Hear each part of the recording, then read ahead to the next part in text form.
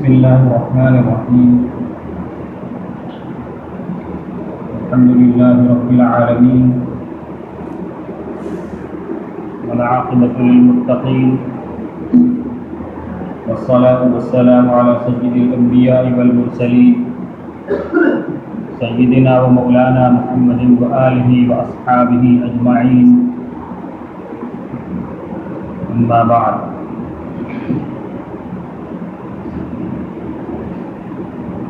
محترم بھائیوں، دوستوں، بزرگوں، گزشتہ چند جمعوں سے طہارت کے بیان کا ایک سلسلہ چل رہا ہے. اسی کو آج کچھ اختصار کے ساتھ اور مختصراً آگے بڑھانا ہے. گزشتہ جمعہ میں وضو کی سنتوں کا تذکرہ آپ حضرات کے سامنے کیا گیا تھا. اس کے بعد وضو کے اندر کیا مکروہات ہیں، وہ کیا کمیاں ہیں جن سے ہمارے وضو کے اندر نقص اور کمی پیدا ہو جاتا ہے، اس کے حسن کے اندر کمی ہو جاتی ہے. چند چیزوں کا تذکرہ فقہا نے فرمایا ہے کہ وضو کے لیے یہ ساری چیزیں نقصان دہ ہیں، وضو کے لیے یہ ساری چیزیں مکروہات ہیں، جن میں سب سے پہلے نمبر پر وضو کے اندر پانی کا اسراف ہے، یعنی ضرورت سے زیادہ پانی کو استعمال کرنا. جتنے میں کام چل جائے اس سے زیادہ پانی بہانا. اللہ تبارک و تعالی نے ہم سب کے ساتھ، ہم سب سے مراد ہم جس علاقے کے اندر رہتے ہیں، اللہ کا ہمارے ساتھ دیگر علاقے والوں کے مقابلے میں بے انتہا فضل اور کرم ہے کہ اللہ نے ہمیں ایسے علاقے میں پیدا فرمایا جہاں پانی کی فراوانی ہے. انتہائی سہولت کے ساتھ ہمیں پانی میسر ہو جاتا ہے. کبھی کسی کو پانی کی قلت نہیں ہوتی، الا ماشاء اللہ کبھی کوئی دشواری پیش آ گئی، ورنہ عموماً یہ اللہ کی بے بہا نعمت ہمیں انتہائی فراغت کے ساتھ حاصل. ہم جیسے چاہتے ہیں، جتنا چاہتے ہیں پانی استعمال کرتے ہیں. کبھی ہمارے دل و دماغ کے کسی گوشے کے اندر یہ خیال بھی نہیں آتا کہ پانی زیادہ استعمال کریں گے صبح کے وقت تو شام کو پانی کا کیا ہوگا، پانی کہاں سے آئے گا. اللہ نے ایسی افراد کے ساتھ ہمیں پانی والے علاقے کے اندر پیدا فرمایا ہے. لیکن کل اللہ کی بارگاہ میں ہمیں اس پانی کا بھی حساب دینا ہے کہ ہم نے کتنا پانی کس چیز کے اندر استعمال فرمایا. ضرورت کتنے سے پوری ہو سکتی تھی، ہم نے اس سے زیادہ کتنا استعمال فرمایا، کتنا استعمال کیا. آج ہم وضو کرنے کے لیے بیٹھتے ہیں تو ٹوٹی کھول دی وضو خانے کے اوپر بیٹھ کر اور پانی اس کے اندر بہہ رہا ہے. کتنا پانی بہ جاتا ہے اگر ہم اس کو بالٹی کے اندر بھرے تو کئی بالٹی پانی صرف ہمارے وضو کے اندر ضائع ہو جاتا ہے. لیکن ہمارے دل کے اندر، دماغ کے اندر اور ذہن کے اندر یہ بات نہیں ہوتی کہ کتنا پانی نل کے اندر بہ رہا ہے، کتنا پانی ہم ضائع کر رہے ہیں. عام حالات کسی طریقے کے ہر آدمی اس کے اندر مبتلا ہے. تیز ٹوٹی کھول دی، پانی بہ رہا ہے. ہاتھ دھلنے کے بعد سر کا مسح کر رہے ہیں، پانی اس کے اندر بہ رہا ہے، پانی ضائع ہو رہا ہے. رسول اللہ صلی اللہ علیہ وسلم نے ایک حدیث کے اندر بیان فرمایا کہ تم اگرچہ دریا کے کنارے پر بیٹھ کر وضو کر رہے ہو تب بھی پانی کو ضائع کرنے سے، پانی کے اسراف سے بچو. دریا کے کنارے بیٹھ کر وضو کر رہے ہو پھر بھی آپ صلی اللہ علیہ وسلم نے فرمایا کہ پانی کے اسراف سے بچو. دریا کے کنارے بیٹھ کر پانی کے اسراف کا کیا مطلب؟ ہم جس پانی کو استعمال کریں گے دریا کے کنارے بیٹھ کر، وہ واپس اسی دریا کے اندر جائے گا، وہ کسی نل کے اندر نہیں بہے گا، کہیں پر ضائع نہیں ہوگا، ہمارے بدن پر جائے گا، جو پانی بہے گا وہ واپس اسی دریا میں جائے گا۔ تو ضائع کرنے کا مطلب کیا ہے؟ فرمایا ضائع کرنے کا معنی جو ہم سمجھ رہے ہیں کہ جو پانی گر کر نل کے اندر جا رہا ہے وہ ضائع ہو رہا ہے، وہ اسراف ہے۔ فرمایا اسراف کا معنی یہ نہیں ہے۔ اسراف کا مطلب یہ ہے کہ ہم جتنے پانی کے اندر اپنا کام چلا سکتے ہیں، جتنے پانی میں ہم وضو کر سکتے ہیں، جتنے پانی میں ہم غسل کر سکتے ہیں، اس سے زیادہ پانی کو استعمال کرنا یہ اسراف ہے۔ وہ پانی الگ ہونے کے بعد کہاں بہہ رہا ہے اس سے بحث نہیں ہے کہ وہ نل کے اندر جا رہا ہے یا کہیں پر محفوظ ہو رہا ہے، دریا میں جا رہا ہے، اس سے بحث نہیں ہے۔ اسراف کا معنی یہ ہے کہ جتنے پانی میں ہم طہارت حاصل کر سکتے ہیں، جتنے پانی میں ہم وضو کر سکتے ہیں، اس سے زیادہ کو استعمال کرنا، یہ فرمایا کہ یہ اسراف ہے۔ اور کل قیامت کے دن ہم سے اس سے بارے میں پوچھ ہوگی۔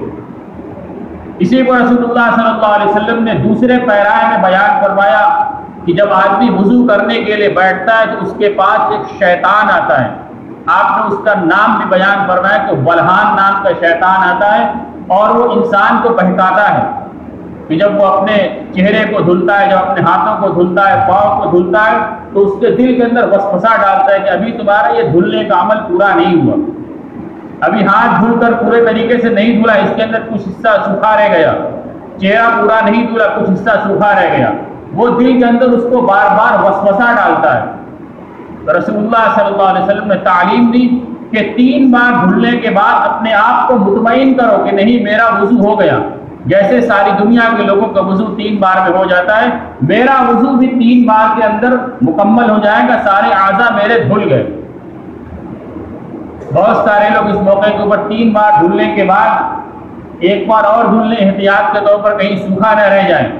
یہ احتیاط کوئی چیز نہیں ہے۔ 3 بار ہم نے دھل لیا، اگر یقیناً معلوم ہے کہ کوئی حصہ خشک ہے تو اس کو دھل لیا جائے، ورنہ 3 بار دھلنے کے بعد اگر آدمی سنت طریقے سے ہاتھ کو پھیر کر اور مل کر دھل لے عضو کو، تو 3 بار دھلنے کے بعد عموماً کوئی حصہ خشک نہیں رہ جائے گا۔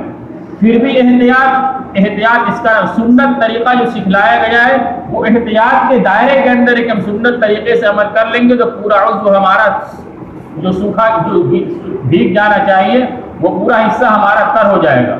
تو احتیاط اس کا نام ہے۔ 3 بار ہم نے دھل لیا، اس پر اپنے آپ کو مطمئن کریں۔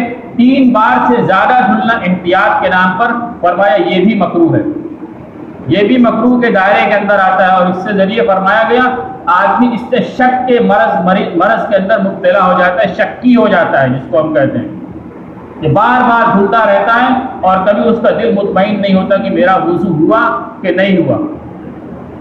فرمایا اسی طریقے سے اس کا ایک مکروہ یہ ہے کہ آدمی وضو کرنے کے بعد پانی کو اپنے ہاتھ سے اس طریقے سے جھٹکارے، جس کو ہم کہتے ہیں ہاتھ سے پانی کو، یعنی ہاتھ اس طریقے سے ہلائے کہ پانی اس کے اوپر سے چھٹک جائے۔ فرمایا یہ بھی اس کے اندر مکروہ ہے۔ اور یہ بھی مکروہ کہا گیا کہ جتنے پانی کی ہمیں ضرورت ہے اس سے بھی کم پانی ہم استعمال کریں، یہ بھی مکروہ کہا گیا۔ زیادہ استعمال کرنا، اسراف کرنا، یہ بھی مکروہ ہے۔ ضرورت سے زیادہ، ضرورت سے کم استعمال کرنا، یہ بھی مکروہ ہے۔ اسلام جو دین ہے یہ اعتدال کا نام ہے، بین درمیانی راستہ، کہ جتنے میں کام چلے اتنے تو استعمال کریں، اپنے آپ کو حرج کے اندر بھی نہ ڈالیں کہ کس طریقے سے ہمارا عضو تر ہو جائے گا، اور نہ ہی ضرورت سے زیادہ اس کو استعمال کریں۔ فرمایا یہ مکروہ کا دائرہ ہے کہ بے ضرورت پانی کو استعمال کرنا یا ضرورت سے کم استعمال کرنا یا وسوسے کے اندر اپنے آپ کو ڈالنا کہ ابھی تر نہیں ہوا ہے، 1 مرتبہ اور دھل لیتے ہیں، 2 مرتبہ اور دھل لیتے ہیں، 3 مرتبہ دھلنے کے بعد احتیاطاً 1-2 مرتبہ دھلنا، فرمایا یہ بھی مکروہ ہے۔ اسی طریقے سے سر کا مسح 1 سے زائد مرتبہ کرنا یہ بھی مکروہ ہے۔ یہ چند مکروہات تھے۔ اس کے بعد فرمایا کہ وضو کو توڑنے والی چیزیں کیا ہیں۔ میں اب بات کو سمیٹ کر جلدی آگے بڑھا رہا ہوں، مضمون کئی ہفتوں سے چل رہا ہے۔ وضو کو توڑنے والی چیزیں، وہ چند چیزیں ذکر کی گئی ہیں۔ سب سے پہلی چیز، آگے اور پیچھے کی شرمگاہ سے کسی چیز کا نکلنا، چاہے پیشاب، پاخانہ، ہوا، مزی، منی، ودی، کوئی چیز بھی نکلے فرمایا شرمگاہ کے راستے سے آگے یا پیچھے کی شرمگاہ سے کسی بھی چیز کا نکلنا یہ ناقض وضو ہے، اس سے وضو ٹوٹ جائے گا۔ یہ پہلے نمبر پر۔ دوسرے نمبر پر فرمایا بدن کے کسی بھی حصے سے کسی نجاست کا نکل کر اپنی جگہ سے بہہ جانا۔ بدن کے کسی حصے سے، یعنی چاہے اس کا وضو میں دھلنا ضروری نہ ہو، پورے بدن میں سے کہیں بھی نجاست نکل کر اپنی جگہ سے بہہ جائے، خون نکلا، پیپ نکلا، مواد نکلا، یا تکلیف کے اندر جو پانی نکلتا ہے وہ پانی نکلا اور اپنی جگہ سے آگے بڑھ گیا، از خود یعنی خود سے نکلا اور خود سے بہہ گیا، اگر اپنی جگہ سے ہٹ گیا فرمایا اس سے وضو ٹوٹ جائے گا۔ خون ہو، مواد ہو، پیپ ہو، پانی ہو، کچھ بھی ہو، بدن کے اندر سے نکلا اور اپنی جگہ سے ہٹ گیا، وضو ٹوٹ جائے گا۔ اسی طریقے سے ناقض وضو کہا گیا منہ بھر کر قے کرنا، منہ بھر کر الٹی کرنا۔ کسی آدمی کو الٹی ہو جائے، منہ بھر کر ہو، فرمایا اس سے وضو ٹوٹ جائے گا۔ تھوڑی سی الٹی ہو، اس سے وضو نہیں ٹوٹے گا۔ منہ بھر کر اگر الٹی ہو گئی تو اس سے وضو ٹوٹ جائے گا۔ اگر کسی آدمی کو تھوڑی الٹی بار بار ہو رہی ہے تب کیا کریں گے؟ فرمایا اگر تھوڑی الٹی بار بار ہو رہی ہے اور سب کو جمع کیا جائے تو جمع کرنے کے بعد وہ سب منہ بھرنے کے بقدر ہو جائیں، اس سے منہ بھر جائیں، فرمایا اس سے وضو ٹوٹ جائے گا۔ اسی کو کہا کہ منہ بھر کر الٹی کرنا، یا اور آگے کہا کہ بے ہوش ہو جانا، اسی طریقے سے پاگل ہو جانا یا نشے کے اندر مست ہو جانا، ان ساری چیزوں سے وضو ٹوٹ جاتا ہے۔ کسی آدمی کے اوپر بے ہوشی طاری ہو گئی، وضو ٹوٹ جائے گا۔ کوئی آدمی نشے کے اندر مست ہو جائے، اس کا وضو ٹوٹ جائے گا۔ اس کے بعد فرمایا کہ آدمی کا اس طریقے سے سو جانا کہ اس کے جوڑ ڈھیلے پڑ جائیں۔ بدن کے جو جوڑ ہوتے ہیں وہ سونے کے بعد ڈھیلے پڑ جاتے ہیں، یعنی جب نیند گہری ہوتی ہے تو سارے جوڑ ڈھیلے ہو جاتے ہیں۔ فرمایا ایسی نیند سو جانا جس سے جوڑ ڈھیلے پڑ جائیں، ایسی نیند سے بھی وضو ٹوٹ جائے گا۔ ہلکی نیند میں ہو تو اس کا وضو نہیں ٹوٹے گا، لیکن گہری نیند ہو اس کا معیار کیا ہے کہ جوڑ ڈھیلے پڑ جائیں تو اس کا وضو ٹوٹ جائے گا۔ اب نیند کے سلسلے میں کئی طرح سے آدمی سوتا ہے۔ ایک تو یہ کہ آدمی بستر پر بالکل چت سو گیا، کروٹ سو گیا گہری نیند میں، ظاہر سی بات ہے کہ اس سے وضو ٹوٹ گیا۔ جب آدمی نیند میں سوئے گا اس کا جوڑ ڈھیلا پڑ جائے گا۔ دوسری سونے کی صورت یہ کہ آدمی کہیں بیٹھا ہوا ہے، تکیے کی ٹیک لگائے ہوئے ہے یا کسی دیوار کی ٹیک لگائے ہوئے یا کسی بھی چیز کی ٹیک لگائے ہوئے ہے اور ٹیک لگا کر سو گیا، اور ٹیک لگا کر ایسے طریقے سے سویا کہ اگر اس ٹیک کو ہٹا دیا جائے تو وہ آدمی گر جائے۔ کسی ڈیسک کے اوپر کیوں نہیں رکھ کے اس طریقے سے سو رہا ہے، اس ڈیسک کو اس بینچ کو کھینچ لیا جائے دھڑام سے گر جائے گا، یا جس کے اوپر بھی سہارا لیے گا اس سہارے کو ہٹا دیا جائے تو گر جائے گا۔ فرمایا اگر ایسی نیند ہے تو اس نیند سے بھی اس کا وضو ٹوٹ جائے گا۔ اور اگر آدمی کسی چیز کا سہارا لیے بغیر یوں ہی بیٹھ کر سو رہا ہے، یوں ہی بیٹھے بیٹھے اونگ رہا ہے، جیسے جمعہ کے دن تقریر ہو رہی ہو، خطبہ ہو رہا ہو، لوگ مراقبے کی حالت میں سوتے رہتے اونگ رہے ہیں، اس طریقے سے اگر کوئی آدمی نیند میں سوتا رہے تو اس کا وضو کب ٹوٹے گا؟ فرمایا جب تک اپنی جگہ پر بیٹھا ہوا صرف ہل رہا ہے، نیند میں اونگ رہا ہے تو اس کا وضو نہیں ٹوٹے گا۔ اگر وہ بیٹھے بیٹھے لڑک گیا، گر گیا، اور گرنے کے بعد اگر وہ زمین تک پہنچ گیا، یعنی زمین پر گرنے کے بعد اس کی آنکھ کھلی تو اس کا وضو ٹوٹ جائے گا۔ بیٹھے بیٹھے اونگ رہا ہے اور لڑک گیا، لڑکنے کے بعد زمین پر پہنچا تب نیند کھلی تو فرمایا وضو ٹوٹ گیا۔ لیکن اگر زمین پر گرنے سے پہلے جیسے ہی صرف یوں جھٹکا لگا اور آنکھ کھل گئی تو اس کا وضو نہیں ٹوٹے گا۔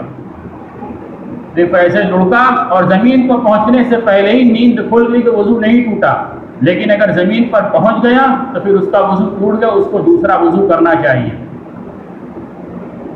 یہ چند وضو کو توڑنے والی چیزیں تھیں۔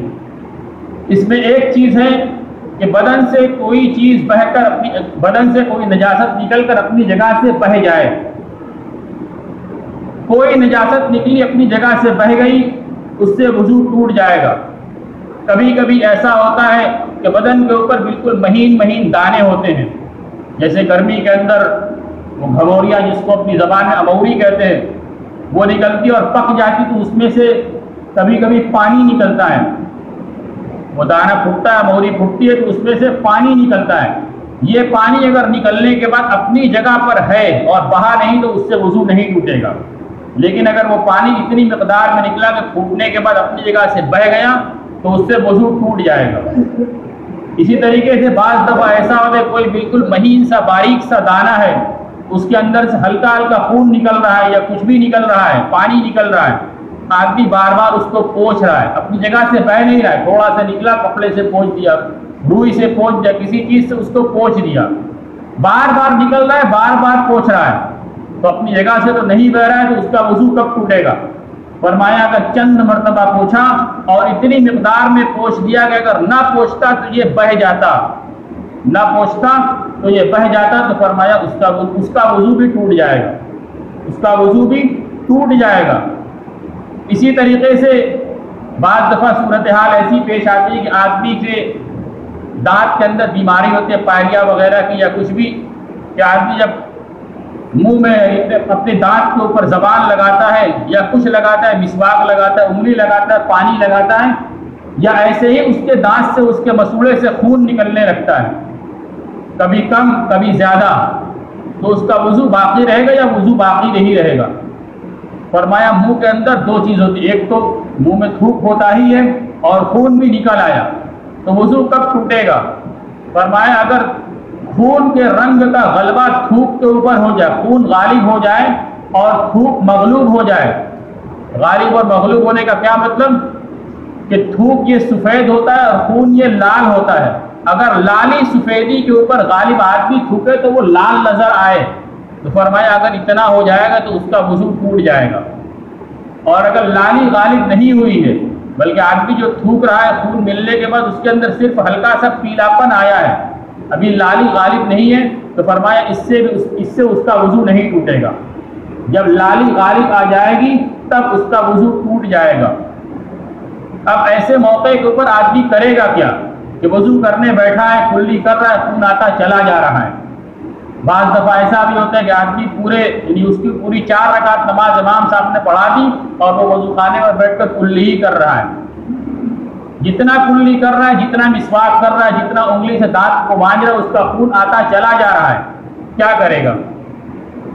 فرمایا کہ وہ جو اس کو علاج کرنا ہے وہ تو اپنا علاج کرے گا، علاج ہو رہا ہے، لیکن اس وقت اس کے لیے طریقہ یہ بیان کیا گیا ہے کہ وضو کے اندر چونکہ کلی کا کرنا یہ کوئی فرض اور واجب نہیں ہے، یہ ایک سنت عمل ہے، کلی کرنا چاہیے، مسواک کرنا چاہیے، مسواک نہ ہو انگلی سے دانت مانج لینا چاہیے، منہ کی صفائی کرنا چاہیے، لیکن اس وقت اس کے لیے مجبوری ہے کہ وہ جتنا کلی کر رہا ہے وہ پانی اس کے منہ سے اس کے دانت سے خون آتا چلا جا رہا ہے، تو یہاں پر اس کے لیے مسئلہ لکھا گیا کہ اس کے لیے گنجائش ہے کہ اگر پانی لگنے سے، انگلی لگانے سے، مسواک کرنے سے خون آتا ہے تو وہ ان میں سے کچھ بھی نہ کرے، کلی کرنا کچھ دن کے لیے موقوف کر دے یا صرف ہلکے سے کلی کر لے کہ اس کو منہ سے خون، دانت سے اس کو خون نہ آئے، اس لیے کہ خون آئے گا تو پھر اس کی پوری جماعت کی نماز فوت ہونے کا اندیشہ ہے، ہلکا سا کر لے یا ہلکے سا کرنے سے بھی آتا ہے تو اس کو بھی چھوڑ دے، بالکل نہ کرے، اس لیے کہ جماعت سے نماز پڑھنا یہ اس کے مقابلے میں بڑا ہوا اور افضل کام ہے، جماعت کی نماز کو پہلے حاصل کرے، اس لیے فرمایا کہ اس طریقے سے وہ عمل کرے گا۔ یہ چند نواقض وضو تھے، یہ ساری چیزیں پیش آ جائیں تو پھر ہمیں اپنے وضو کا پھر سے اعادہ کر لینا چاہیے۔ ایک چیز رہ گئی نواقض وضو میں، ایک چیز اور ہے کہ آدمی نماز کی حالت میں قہقہا لگا کر ہنس دے، بالغ آدمی نماز کی حالت میں قہقہا لگا کر ہنس دے تو اس سے اس کا وضو بھی ٹوٹ جائے گا اور اس کی نماز بھی ٹوٹ جائے گی۔ زور سے ہنس دینے سے وضو بھی ٹوٹے گا اور نماز بھی ٹوٹے گا۔ زور سے ہنسنے کی مقدار کیا ہے؟